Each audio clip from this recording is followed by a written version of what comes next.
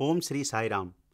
భగవాన్ శ్రీ సత్యసాయి బాబా వారి దివ్య చరణారవిందాలకు అనంతకోటి ప్రణామాలు సమర్పించుకుంటూ ప్రేక్షక శ్రోతలందరినీ ఈనాటి వేదం శిక్షణా తరగతికి సాదరంగా ఆహ్వానం పలుకుతున్నాం.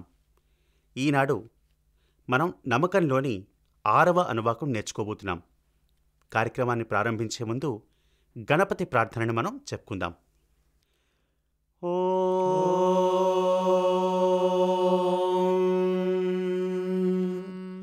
గణానాం త్వా గణపతిగుం హవామహే కవిం కవీనాముపమశ్రవస్తమం జ్యేష్ఠరాజం బ్రహ్మణాం బ్రహ్మణస్పత ఆనశృణ్వన్నోతిభిः సేదసాదనం ప్రణో దేవీ సరస్వతీ వాజేభిర్వాజినీవతి ధీనామవిత్ర్యవతు. గణేశాయ నమః. సరస్వత్యై నమః.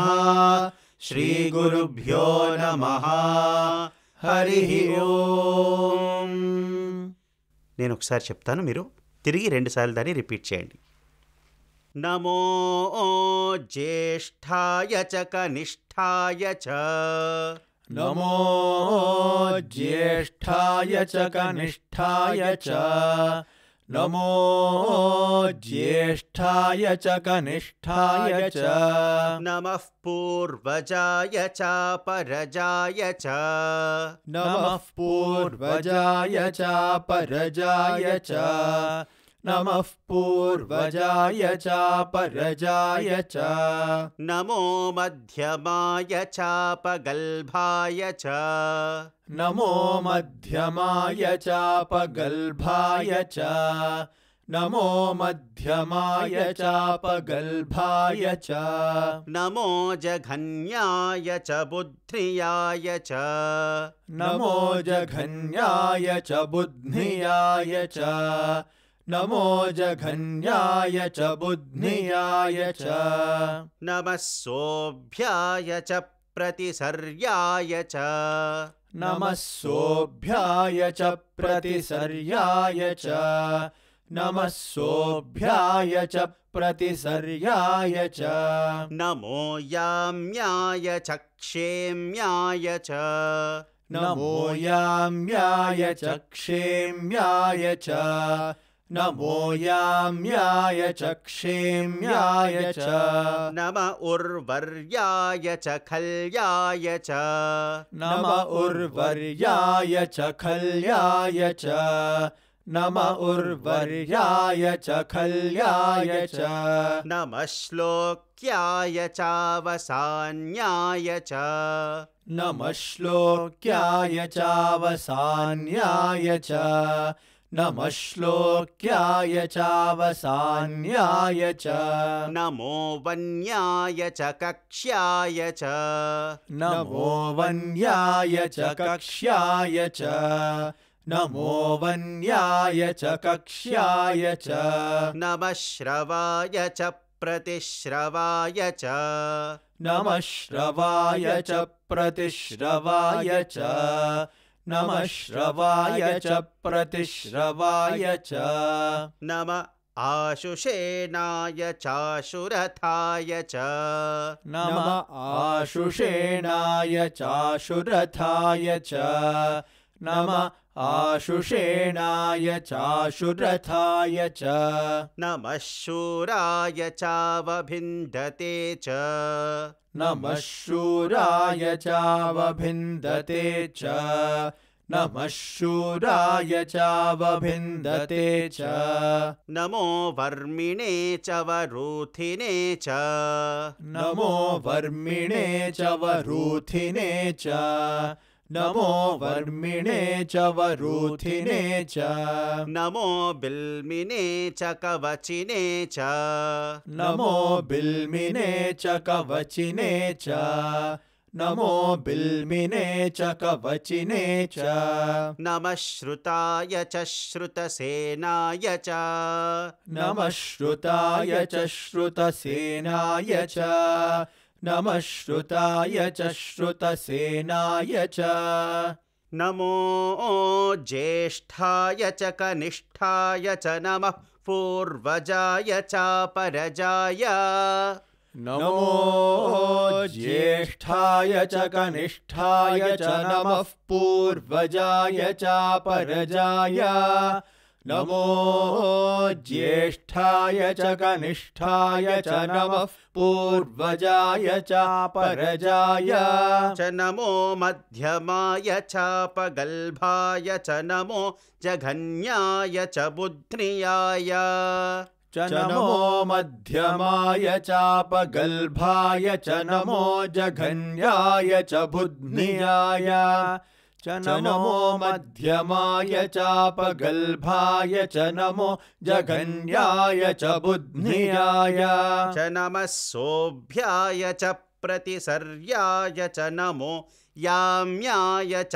क्षेम्याय च नमः सोऽभ्याय च प्रतिसर्याय च नमो याम्याय च क्षेम्याय च नमः सोऽभ्याय च प्रतिसर्याय च नमो याम्याय च क्षेम्याय च नम उर्वर्याय च खल्याय च नमः श्लोक्याय च वसान्याय च नम उर्वर्याय च खल्याय च नमः श्लोक्याय चावसान्याय च नम उर्वर्याय च खल्याय च नमः श्लोक्याय चावसान्याय च नमो वन्याय च कक्ष्याय च नमः श्रवाय च प्रतिश्रवाय च नमो वन्याय च कक्ष्याय च नमः श्रवाय च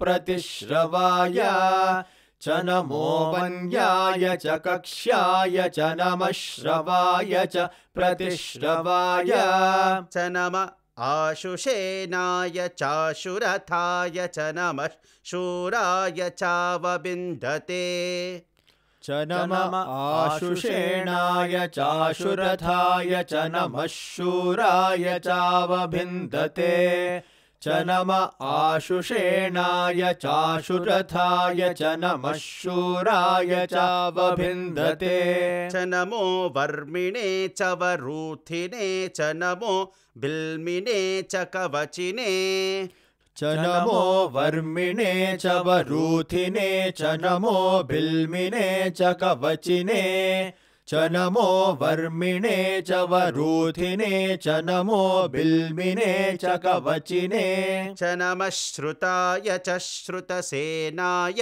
च नमः श्रुताय च श्रुतसेनाय च नमः श्रुताय च श्रुतसेनाय च ఈనాటి ఈ 6వ అనువాకాన్ని ముగించుకునే ముందు మొత్తం 6వ అనువాకాన్ని కలిపి ఒకసారి చెప్పుకుందాం.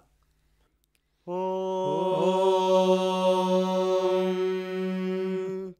नमो ज्येष्ठाय च कनिष्ठाय च नमः पूर्वजाय चापरजाय च नमो मध्यमाय चापगल्भाय च नमो जघन्याय च बुध्नियाय च नमः सोऽभ्याय च प्रतिसर्याय च नमो याम्याय च क्षेम्याय च नम उर्वर्याय च खल्याय च नमः श्लोक्याय चावसान्याय च नमो वन्याय च कक्ष्याय च नमः श्रवाय च प्रतिश्रवाय च नम आशुषेणाय चाशुरथाय च नमः शूराय चावभिन्दते च नमो वर्मिणे च वरूथिने च नमो बिल्मिने च कवचिने च नमः श्रुताय च श्रुतसेनाय